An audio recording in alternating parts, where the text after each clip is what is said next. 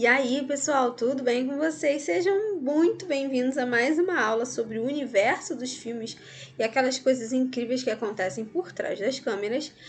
Só para relembrar para vocês que estão chegando agora ou quem pulou lá a primeira fase, nas primeiras aulas nós conhecemos um pouco sobre a cronologia, ou seja, a gente conheceu um pouco melhor sobre como foi o desenvolvimento do cinema até o cinema que nós conhecemos hoje em dia. Ou seja, nós vimos desde o início lá das primeiras imagens capturadas, nós vimos como eram as primeiras máquinas, né, que deram origem a essa coisa maravilhosa que é o cinema hoje em dia.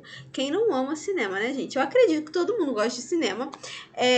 Pelo menos todo mundo, nem todo mundo, né? Nós sabemos que nem todos nós temos condições de estar sempre indo ao cinema, às vezes por falta de tempo, às vezes por falta de proximidade, né, de alguma sala de cinema, mas de qualquer forma, e também falta de dinheiro, porque acontece, né, senhoras e senhores, mas a gente sabe que o cinema, ele não se resume à sala de cinema, né? Qualquer filme que vocês assistam na casa de vocês, nas plataformas de streaming, pelo YouTube, enfim, qualquer um desses filmes, eles têm todo um enredo por trás deles.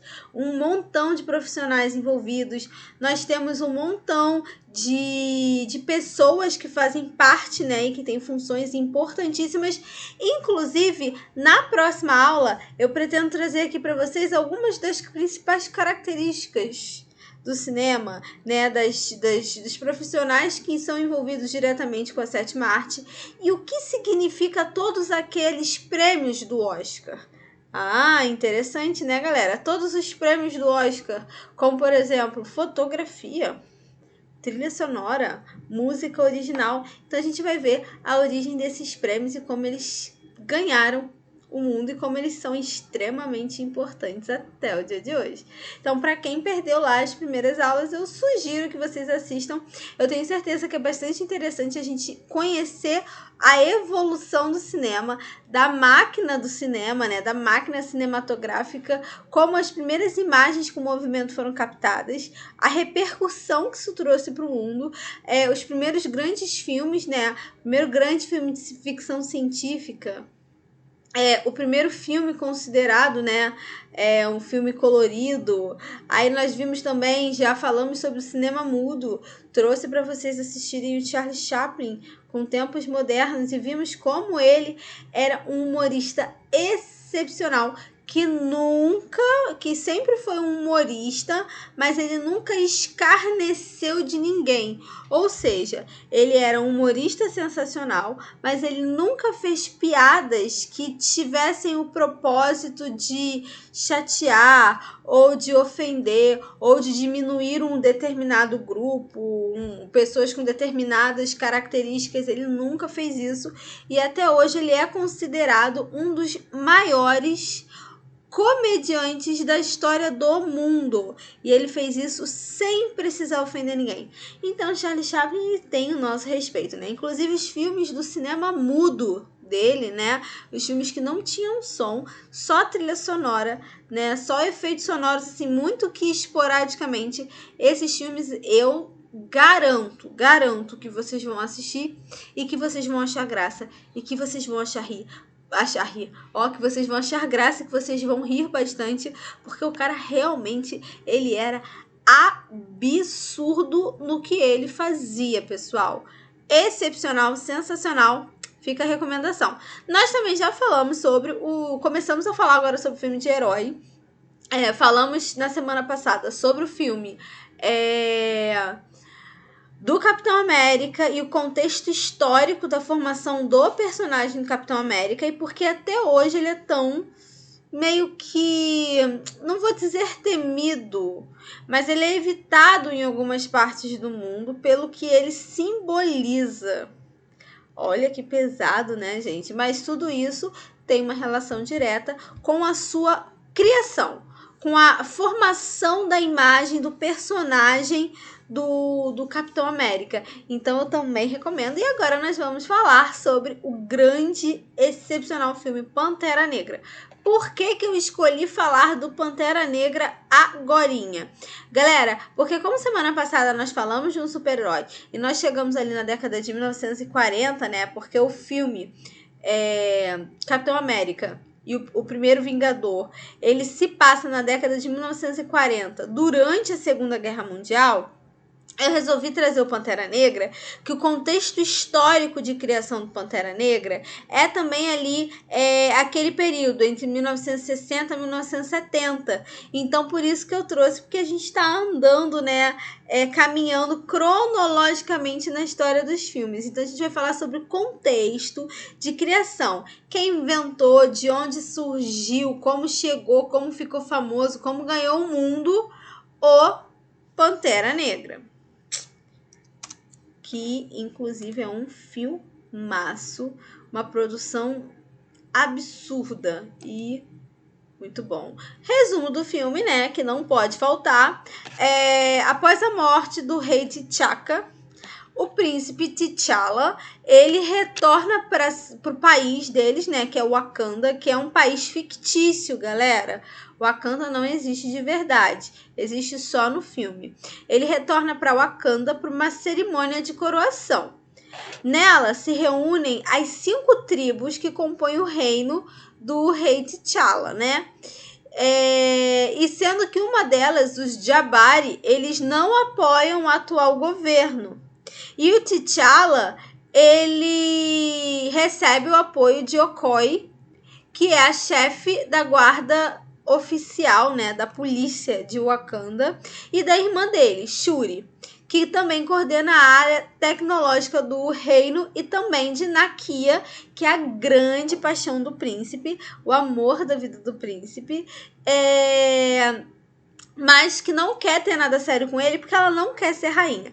Gente, esse filme, ele trata de temas muito, muito legais e fora do convencional. Primeiro, porque sempre, em toda a história da humanidade, em todo o universo canino e felino que a gente vive, todos os super-heróis têm sempre uma mocinha que carrega a honra e o fardo de ser a esposa ou mocinha de um determinado herói. E no caso do filme do Pantera Negra, a mocinha, que é o grande amor da vida do personagem principal, ela não quer nada sério com ele porque ela não quer ser rainha. Ela não quer se limitar ao cargo de rainha, porque ela sabe que no dia que ela aceitar se tornar rainha, ela vai ter que viver em função do rei, em função do marido dela. E ela tem um trabalho humanitário espalhado pelo mundo, em que ela atua fazendo bem para outras pessoas, e ela diz que a partir do momento em que ela se casar e se tornar rainha, ela vai ter que cumprir o papel social da rainha e ela vai ter que permanecer em Wakanda.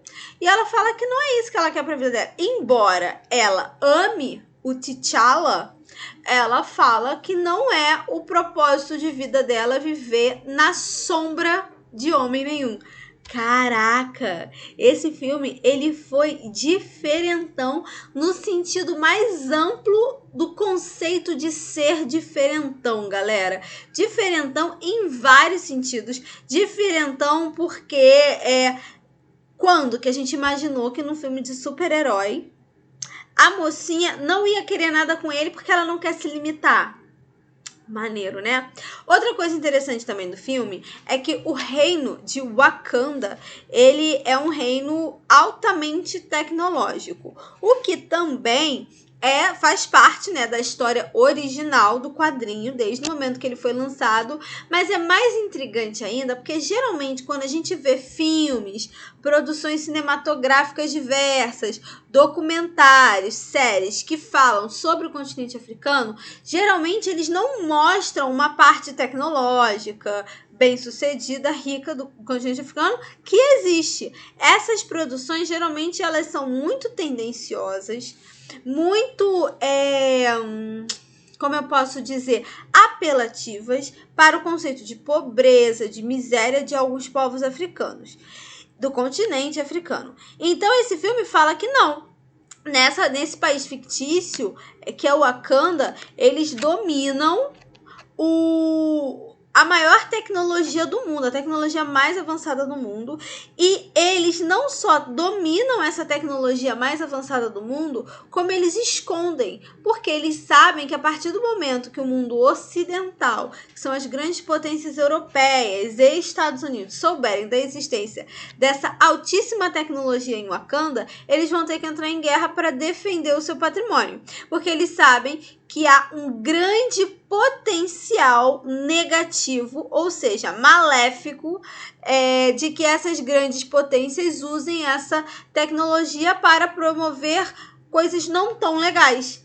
Então, assim, eles estão no coração da África, eles são a nação com a tecnologia mais avançada do mundo, a nação mais rica do mundo, mas eles escondem isso, eles não vivem dessa aparência, dessa ostentação, dessa aparência que eles têm, justamente porque eles não querem chamar a atenção do mundo. Então, a gente vê uma mocinha que não quer ser rainha, uma mocinha que não quer se limitar casando com um rei, com um príncipe, e que não quer ser a mocinha do grande herói. E a gente também vê um país que tem a maior tecnologia do mundo, mas que não quer viver da fama dessa tecnologia. Eles preferem esconder do resto do mundo. Sensacional, né? Totalmente diferente. A ficha técnica, ele foi lançado em 15 de fevereiro do ano de 2018. Tem 2 horas e 15 minutos de duração. Ryan Coogler foi o diretor e o elenco conta com o saudoso, lendário Chadwick Boseman, Michael B. Jordan e a Lupita Nyong'o, que já ganhou o Oscar de melhor atriz pelo filme 12 anos de solidão. Calma aí, professora. Como assim? 12 anos de solidão, a professora tá louca. 12 anos de escravidão, gente. Pelo amor de Deus. E a Lupita Nyong'o ganhou melhor atriz coadjuvante. Uma excelentíssima atriz. Então, assim, esse filme ele também conta com um elenco absurdo de bom, tá? E o título original é o Black Panther, que é o título original em inglês. E ele foi extremamente premiado, né? O prêmio do Sindicato dos Atores ele ganhou como melhor elenco de dublês. No Oscar ele ganhou melhor trilha sonora original, melhor direção de arte e melhor figurino.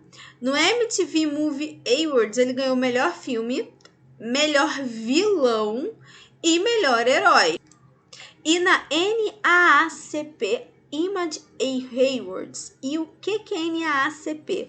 É uma Associação Nacional para o Progresso de Pessoas de Cor.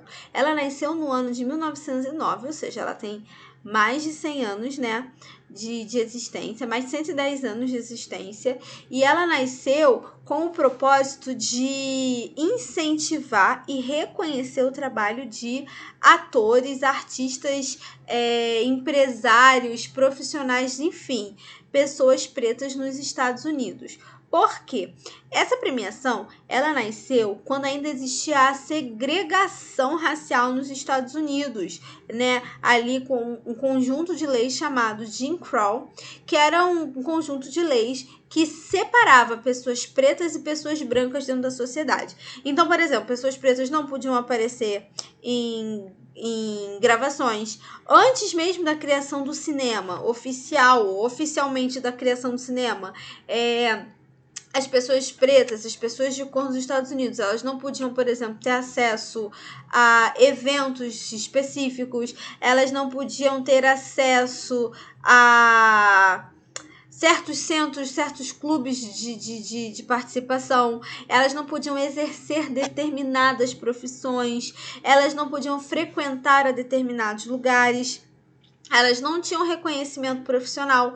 Então, essa Associação Nacional para Progresso de Pessoas de Cor, ela tinha o propósito de trazer reconhecimento a essas pessoas que não eram reconhecidas nem mesmo como cidadãos nos Estados Unidos. tá? Então, assim, eles tinham uma premiação para profissionais do ano, pessoas dentro de determinadas áreas que elas acabavam não podendo progredir e crescer nas suas áreas de atuação.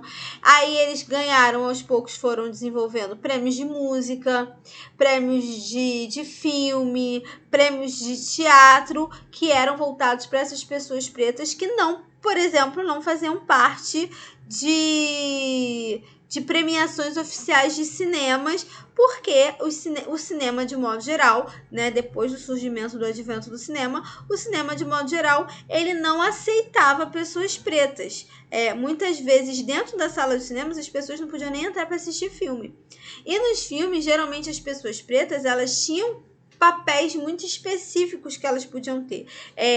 Filmes de época, essas pessoas só podiam aparecer como escravizados, empregados, subalternos. Então, esse prêmio, ele foi uma forma que foi criado em 1909, foi uma forma de dar a essas pessoas o reconhecimento que elas mereciam, mas que a sociedade lhes negava. Para vocês terem uma ideia, no ano de 1940, a cerimônia do Oscar premiou pela primeira vez uma atriz preta nos Estados Unidos. O nome dela é Hattie McDaniel e ela foi indicada pela sua atuação como melhor atriz coadjuvante, tá? Pelo filme E o Vento Levou. Só que a Hattie, ela não poderia comparecer à premiação do Oscar. Ela foi indicada como melhor atriz coadjuvante, mas ela teve sérios problemas porque no estado onde estava acontecendo a cerimônia do Oscar, na Califórnia. O estado da Califórnia ainda existia, por exemplo, a lei Jim Crow, que era a lei de segregação racial, que separava pessoas pretas e brancas. E de acordo com essa lei, na Califórnia, pessoas pretas eram proibidas de participar, de estar dentro de teatros, que foi onde aconteceu a cerimônia do Oscar. Então, a Hattie McDaniel, ela teve que brigar na justiça pelo direito de poder participar da cerimônia do Oscar, o qual ela foi indicada como melhor atriz. Eu vou colocar aqui agora para vocês a foto da Hattie para vocês saberem quem é. Que é essa atriz que está aqui do meu lado. Ela teve que entrar na justiça, né, para poder ter o direito de entrar no teatro onde estava acontecendo a cerimônia do Oscar. Ela conseguiu ganhar o direito de participar da cerimônia do Oscar, mas mesmo assim, ela não pôde sentar à mesma mesa que os atores do filme, que todo o elenco e produção artística, direção, roteiro estavam participando do filme. Ela foi obrigada a sentar numa mesa lá no fundo e ela não pôde tirar as fotos oficiais da premiação, porque ela era uma mulher preta e por isso proibida de sair em fotos junto com o elenco. Então, assim, o NAACP, ele nasceu para dar visibilidade e trazer à tona a participação dessas pessoas e a importância dessas pessoas aqui. Fiz pro lado errado, dessas pessoas na produção artística, tá legal? Então, assim, ela foi uma grandíssima atuação dela, ela teve todo o seu destaque, mas infelizmente ela não pôde participar da premiação porque existia uma lei que a proibia disso. Então, assim, ela recebeu o prêmio, subiu ao palco, discursou, mas na hora da foto com o elenco ela não pôde